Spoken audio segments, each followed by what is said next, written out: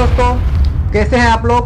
उम्मीद करता हूं मस्त होंगे, जबरदस्त होंगे और एकदम सिस्टमैटिक ढंग से आप अपने पढ़ाई में लगे होंगे। मैं सौरभ कुमार, सौरभ स्टडी सेंटर के इस चैनल पर आप लोगों का स्वागत करता हूं। आज के इस वीडियो में मैं आपको पाइथागोरस प्रमेय के बारे में बताने वाला हूं, जहां से आपके बोर्ड परीक्षा में पूरे 5 नंबर बनते हैं। काफी बार पूछा गया है और काफी ज्यादा इंपोर्टेंट प्रश्न है। तो चलिए आज की क्लास को हम शुरू करते हैं। देखिए, आपके बोर्ड एग्जाम में पाइथागोरस प्रमेय पूरे 5 नंबर में पूछा जाता है और काफी ज्यादा इंपॉर्टेंट भी है। तो देखिए, किसी भी थ्योरम को सिद्ध करने के लिए आपको कुछ स्टेप को फॉलो करना होगा। जैसे स्टेप में आपको क्या क्या फॉलो करना है उसको एक बार समझ लीजिए। सबसे पहले स्टेप में आपको याद रखना है साधारण प्रतिज्ञा। आप किसी भी प्रकार का थ्योरम सिद्ध कर रहे हैं उसमें आपको साधारण प्रतिज्ञा सबसे पहले याद रखना है। पहला स्टेप में साधारण प्रतिज्ञा का मतलब क्या होता है, यानी कि आप प्रश्न क्या कह रहा है। देखिए, आपको दो तरीका से प्रश्न पूछा जा सकता है। आपको कहेगा कि पाइथागोरस प्रमेय को लिखकर सिद्ध करे, या आपको पाइथागोरस प्रमेय लिख देगा और उसी को कहेगा सिद्ध करने के लिए। तो प्रश्न पूछने का तरीका एग्जामिनर का अलग अलग होता है। तो आप ये सोचिए कि आपके सामने में प्रश्न किस रूप में आया है। आपको या तो साधारण प्रतिज्ञा लिखा हुआ ही आ जाएगा, आपको लिखना है तो लिखिए। देखिए, साधारण प्रतिज्ञा सबसे पहले आपको लिखना होता है और दूसरा कंडीशन में आपको विशेष प्रतिज्ञा लिखना होता है। जो स्टेप मैं आपको बता रहा हूं, पूरे यूट्यूब पर आपको ऐसा स्टेप नहीं मिलेगा। पहले साधारण प्रतिज्ञा लिखिए, उसके बाद विशेष प्रतिज्ञा लिखिए।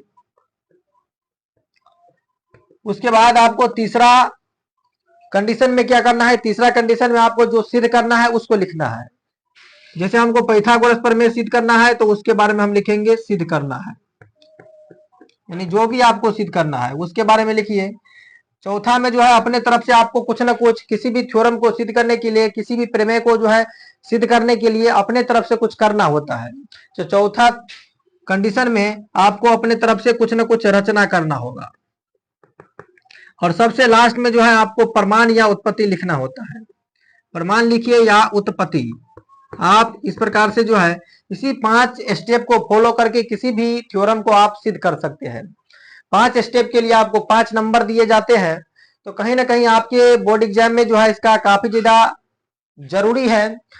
तो इसको किसी भी हालत में आप सीख लीजिए। आप सभी जगह वीडियो देख करके थक गए हैं तो इस वीडियो को एक बार जरूर देखिए। मेरा भरोसा है कि मैं आपको 110% समझाने का प्रयास करूंगा और आपको समझ में भी आएगा। तो चलिए, आज के इस वीडियो में अगर आप इसको स्क्रीनशॉट लेना चाहते हैं तो लीजिए। 5 स्टेप को आपको फॉलो करना होगा। साधारण प्रतिज्ञा, विशेष प्रतिज्ञा, सिद्ध करना है और रचना और प्रमाण और उत्पत्ति। इस 5 स्टेप को लेकर के आप किसी भी थ्योरम को सिद्ध कर सकते हैं। चलिए, हेडिंग में लगा लीजिए पाइथागोरस प्रमेय। आप अगर कॉपी पेन लेकर के बैठे हुए हैं तो हेडिंग में लगाइए पाइथागोरस प्रमेय और ध्यानपूर्वक समझने का प्रयास कीजिए। काफी ज्यादा जरूरी थ्योरम है और हर कंडीशन में आपको यूज में यह आता होगा। पाइथागोरस प्रमेय कहता क्या है, तो सबसे पहले मैंने आपको बताया कि किसी भी थ्योरम को सिद्ध करने के लिए आपको कुछ स्टेप को फॉलो करना होगा। तो सबसे पहला स्टेप में मैंने आपको बताया था साधारण प्रतिज्ञा। यहाँ पर आप सबसे पहले लिखिए साधारण प्रतिज्ञा। परीक्षा में 2 कंडीशन में आपको प्रश्न पूछा जाएगा। या तो कहेगा पाइथागोरस प्रमेय को लिखकर सिद्ध करे, या आपको प्रश्न दे देगा और उसी को आपको सिद्ध करना होगा। तो हम यहाँ पर आपको लिख करके सिद्ध करके बता रहे हैं। साधारण प्रतिज्ञा में क्या लिखना है, जो प्रश्न कह रहा है। तो पाइथागोरस प्रमेय क्या कहता है कि समकोण त्रिभुज जो होता है उसमें कर्ण का वर्ग अन्य 2 भुजाओं के वर्गों के योग के बराबर होता है। या इसी कंडीशन को आपको अन्य तरीका से पूछ सकता है। कहेगा कि समकोण त्रिभुज में सबसे बड़ी भुजा का वर्ग अन्य 2 भुजाओं के वर्गों के योग के बराबर होता है। तो अलग अलग कंडीशन में अलग अलग तरीका से आपको पूछा जा सकता है प्रश्न। तो उसमें किसी भी प्रकार का झमेला आपको नहीं रखना है। आपको अपने हिसाब से प्रश्नों को डील करना है। तो पाइथागोरस प्रमेय क्या कहता है कि समकोण त्रिभुज में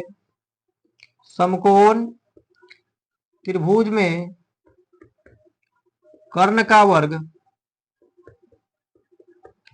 समकोण त्रिभुज में कर्ण का वर्ग अन्य दो भुजाओं के समकोण त्रिभुज में कर्ण का वर्ग अन्य 2 भुजाओं के वर्गों के योग के बराबर होता है। वर्गों के योग के बराबर होता है।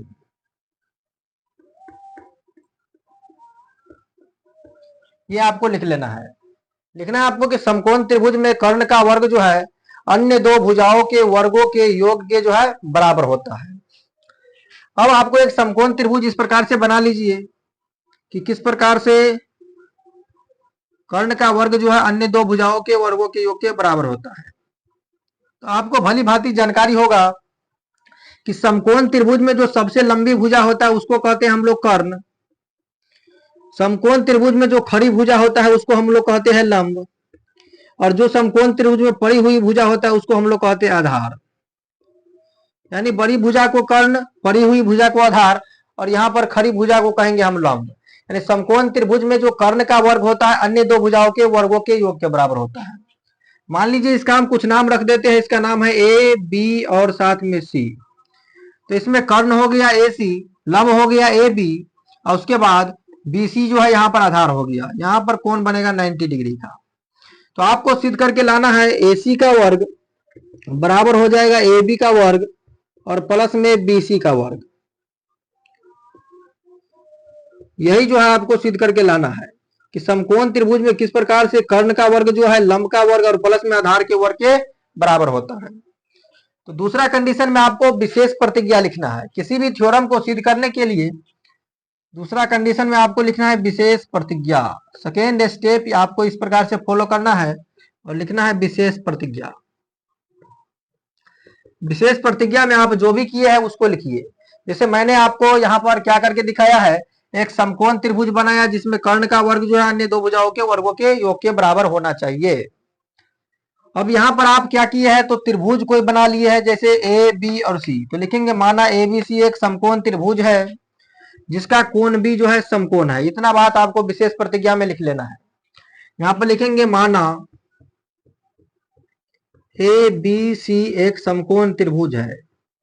माना ए बी सी एक समकोण त्रिभुज है जिसमें कोण भी बराबर 90 डिग्री है या समकोण है, ऐसे भी आप लिख सकते हैं। उसके बाद आपको जो सिद्ध करना है उसको लिखिए। जैसे हमको सिद्ध करना है पाइथागोरस प्रमेय। पाइथागोरस प्रमेय कहता क्या है कि समकोण त्रिभुज में जो कर्ण का वर्ग होता है अन्य दो भुजाओं के वर्गों के योग के बराबर होता है, यानी कि लंब का वर्ग और आधार के वर्ग के योग के बराबर होता है। तो यहाँ पर आपको जो सिद्ध करना है उसे लिखिए। हम यहाँ पर लिखेंगे हमें सिद्ध करना है, हमें सिद्ध करना है। हमें सिद्ध क्या करना है कि कर्ण का वर्ग अन्य दो भुजाओं के वर्गों के योग के बराबर होता है। तो ये त्रिभुज में आपको कर्ण क्या दिख रहा है, तो ए से लेकर के सी तक को कहेंगे हम कर्ण। यानी ए सी का जो वर्ग होगा अन्य दो भुजा यानी ए बी का वर्ग और प्लस में बी सी का वर्ग, यह जो है एक दूसरे के बराबर होगा। यही जो है सिद्ध करके लाना है। तो काफी शानदार तरीका से, काफी जबरदस्त अंदाज में हम आपको समझाने का प्रयास करेंगे। हम काफी स्लो में आपको पढ़ा रहे हैं ताकि आपको किसी भी प्रकार का समस्या ना हो। एक एक टॉपिक पर बात करेंगे, एक एक कंडीशन पर बात करेंगे। जहां पर भी आपको दिक्कत है कमेंट बॉक्स में बताने का प्रयास कीजिए। आपके प्रत्येक कमेंट को जो है यहाँ से रिप्लाई मिल जाएगा और वो भी शानदार तरीका से रिप्लाई मिलेगा। तो हमें सिद्ध करना है ए सी स्क्वायर बराबर में ए बी स्क्वायर प्लस में बी सी स्क्वायर। उसके बाद आपको क्या करना है, ये था तीसरा कंडीशन। आपको परीक्षा में ये नंबरिंग जरूर बिल्कुल भी नहीं करना है। हम आपको समझाने के लिए, कंडीशन को समझाने के लिए, स्टेप को बताने के लिए हम यहाँ पर नंबरिंग कर दे रहे हैं ताकि आपको किसी भी प्रकार का समस्या ना हो। लेकिन परीक्षा में आपको ऐसा नंबरिंग नहीं करना है। चौथा कंडीशन में आपको चौथा स्टेप में क्या करना है, रचना करना है। अपने तरफ से कुछ ना कुछ रचना कर लेना है।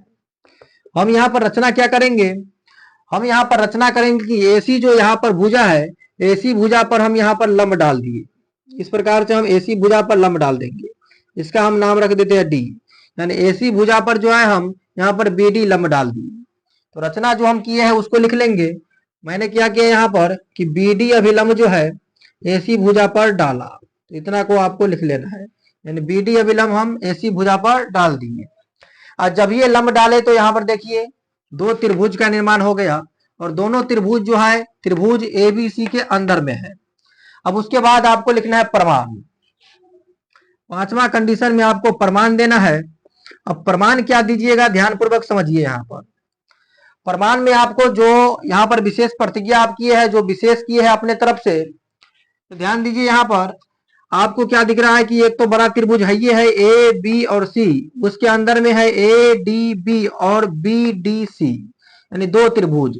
ए बी सी के अंदर में ए डी बी और साथ में बी डी सी, दो त्रिभुज है। तो आपको क्या करना है, दोनों त्रिभुज को जो है अलग अलग कैटेगरी में लेकर के प्रश्न को आगे बढ़ाना है। तो हम सबसे पहले यहाँ पर लेंगे त्रिभुज ए बी सी एवं त्रिभुज ए डी बी में। वाले क्या करेंगे हम, त्रिभुज ए बी सी एवं त्रिभुज ए डी बी में। अब देखिए त्रिभुज ए बी सी और त्रिभुज ए डी बी दोनों में क्या है, यहाँ पर कोण बी जो है और कोण डी जो है, दोनों क्या है, एक दूसरे के समकोण है, एक दूसरे पे लंबवत है, यानी दोनों पर 90 डिग्री का कोण बन रहा है।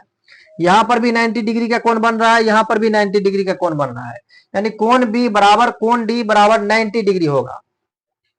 तो यहाँ पर लिखेंगे त्रिभुज एबीसी एवं त्रिभुज एडीबी में क्या है, कोण बी जो है बराबर है कोण डी के और सभी जो है बराबर है 90 डिग्री के। अब देखिए उसके बाद आपको क्या दिख रहा है कि त्रिभुज ए बी सी और त्रिभुज ए डी बी दोनों में जो है यहाँ पर कोण ए जो है उभयनिष्ठ है, यानी कि कॉमन पार्ट है। त्रिभुज ए डी बी और त्रिभुज ए बी सी दोनों में एक कोण ए जो है आ रहा है, दोनों में तो बी भी आ रहा है, लेकिन बी जो है ऑलरेडी यहाँ पर समकोण है, लेकिन यहाँ पर दोनों में उभयनिष्ठ पार्ट क्या है, ए। यहाँ पर लिखेंगे कोण ए जो है बराबर है कोण ए के, यानी दोनों एंगल जो है आपस में बराबर है, यानी दोनों उभयनिष्ठ बिंदु है। तो यहाँ पे लिखेंगे उभयनिष्ठ। अब दो एंगल बराबर होता है तो आप भली भांति इतना तो पढ़ लिए होंगे कि जब ये किसी त्रिभुज में दो एंगल बराबर हो तो वह दोनों त्रिभुज होता है समरूप। इसीलिए त्रिभुज ए बी सी और त्रिभुज ए डी बी हो जाएगा समरूप। इसीलिए यहाँ पर त्रिभुज ए बी सी समरूप हो जाएगा त्रिभुज ए डी बी के। और जब ये दोनों त्रिभुज समरूप होगा तो दोनों त्रिभुज का भुजा भी बराबर होगा। तो देखिए यहाँ पर कौन कौन सा त्रिभुज है, हम यहाँ पर साइड में आपको समझाने का प्रयास कर रहे हैं। छोटा त्रिभुज निकाल करके ऊपर का या वो परिक्रमा त्रिभुज निकाल लिए, त्रिभुज ए बी सी, और यहीं पर त्रिभुज है ए डी बी। यहाँ पर त्रिभुज है कुछ इस प्रकार से, दूसरा त्रिभुज है ए डी बी। अब देखिए यहाँ पर तो इसका भुजा जो है, ये भुजा जो है इस भुजा के बराबर हो जाएगा और ये भुजा जो है इस भुजा के बराबर हो जाएगा। जब ये दोनों त्रिभुज समरूप है, यह भुजा इसके बट्टा में और यह भुजा जो है इसके बट्टा में हो जाएगा। तो ध्यानपूर्वक समझिए। यहाँ पर अगर आपको उतना झमेला नहीं उठाना है तो आप देखिए यहाँ पर एंगल को हम जैसे लिए है वैसे लेना है। जैसे हम त्रिभुज लिए है ए बी और सी, त्रिभुज ए डी बी, आपको क्या करना है वैसे। अगर आपको इसमें कोई दिक्कत होता है तो डायरेक्ट क्या कीजिए, यहाँ पर आगे का दो ठो पार्ट उठाइए। यहाँ पर ए बी है तो यहाँ पर हम लिखेंगे ए बी, और उसी के बट्टे में आगे का यहाँ का दो पार्ट रख दीजिए, यानी बट्टे में हम यहाँ पर रख देंगे ए डी। हम उस विद्यार्थी के लिए कह रहे हैं, उस स्टूडेंट के लिए कह रहा है जिसको इसमें झमेला लगता है कि किसके बट्टा में हम क्या रखें, तो आप डायरेक्ट उधर छोड़िए झमेला को, इधर ये डायरेक्ट ए बी के बट्टा में इसका दोनों पार्ट रख दीजिए। ध्यानपूर्वक समझिए। उसके बाद बराबर का साइन दीजिए। अब आपको क्या करना है, बीच वाला को छोड़िए और इस साइड वाला और ये साइड वाला दोनों को यहाँ पर लिखिए। बीच वाला को छोड़ देंगे और लिखेंगे यहाँ पर ए सी, और बट्टा में यहाँ पर भी बीच को छोड़ देंगे और दोनों को लिख देंगे, यानी बीच वाला को छोड़िए, डी को छोड़िए और ए बी को लिख दीजिए यहाँ पर ए बी। मैंने उस स्टूडेंट के लिए यह बात बताया। आपको कोई कहेगा कि गलत कॉन्सेप्ट है, लेकिन 100% ही सही है। आपको क्या करना है, आगे वाला दोनों पकड़ करके यहाँ पर रखना है और साइड वाला को छोड़ देना है। पहला कंडीशन में आगे का दो गो लीजिए ए बी बट्टा में यहाँ का आगे का दो गो ए डी बराबर ए सी बट्टा में यहाँ पर भी क्या कीजिए, बीच को छोड़िए ए सी, और यहाँ पर भी बीच को छोड़ेंगे बट्टा में ए बी। अब उसके बाद आपको क्या करना है, क्रॉस मल्टीप्लाई गुना करना है। क्रॉस मल्टीप्लाई गुना में क्या कीजिएगा, ए बी से ए बी को गुना कीजिएगा तो यहाँ पर हो जाएगा ए बी स्क्वायर, और बराबर जब ए डी को गुना कीजिएगा ए सी से, ए डी को आपको गुना करना है ए सी से। अब ध्यानपूर्वक समझिए यहाँ पर। अब क्या करना है आपको, त्रिभुज ए बी सी समरूप हो जाएगा, ए सी यहाँ पर नहीं होना चाहिए। जैसे हम यहाँ पर क्या कर दिए, ए बी बट्टा में इसका दोनों ले लिए ए डी, और यहाँ पर क्या करेंगे, फिर ई वाला त्रिभुज में बीच वाला को छोड़ेंगे और साइड वाला दोनों लिखेंगे ए सी, बट्टा में क्या हो जाएगा ए बी। तो यहाँ पर क्या होगा, ए बी स्क्वायर बराबर हम लिखेंगे यहाँ पर, ए बी को जब ए बी से गुना करेंगे तो A B square, A D को ए सी से गुना करना है, यहाँ पर ए डी और गुना में हो जाएगा ए सी। तो काफी शानदार तरीका से हम इसको भी बना लिए। इसको मान लेना है आपको समीकरण फर्स्ट। अब उसके बाद क्या कीजिए, उसके बाद पुनः दूसरा त्रिभुज लेंगे। अब पुनः दूसरा त्रिभुज कौन है, यहाँ पर त्रिभुज ए बी सी तो लेना ही है क्योंकि दोनों त्रिभुज इसी के अंदर में है। तो लेंगे त्रिभुज ए बी सी और दूसरा त्रिभुज बी डी सी में। तो यहाँ पर लेंगे पुनः त्रिभुज ए बी सी एवं त्रिभुज बी डी सी में। देखिए मैथमेटिक्स को सॉल्व करते समय, मैथमेटिक्स का प्रत्येक प्रश्न को सॉल्व करते समय आपको जो है चील का निगाह होना चाहिए। अगर तनिक भी आप मिस्टेक कीजिएगा पूरा सवाल ध्वंस हो सकता है। इसीलिए माइनस प्लस और कहीं पर मान लीजिए यहीं पर एंगल है, कहीं पर मिस्टेक हो जाता, पूरा सवाल गड़बड़ हो जाता। इसीलिए आपको पूरा फोकस के साथ वीडियो को देखना है, और जब भी प्रश्न को बनाना है, चाहे आप एग्जाम हॉल में बैठे हैं, चाहे आप अपने घर में बैठे हैं, एक एक टॉपिक को, एक एक स्टेप को फॉलो करते चलिए, ताकि आपको जब बोर्ड परीक्षा में बैठिएगा तो किसी प्रकार का समस्या ना होगा। अब यहां पर भी क्या करेंगे, त्रिभुज एबीसी एवं त्रिभुज बीडीसी में।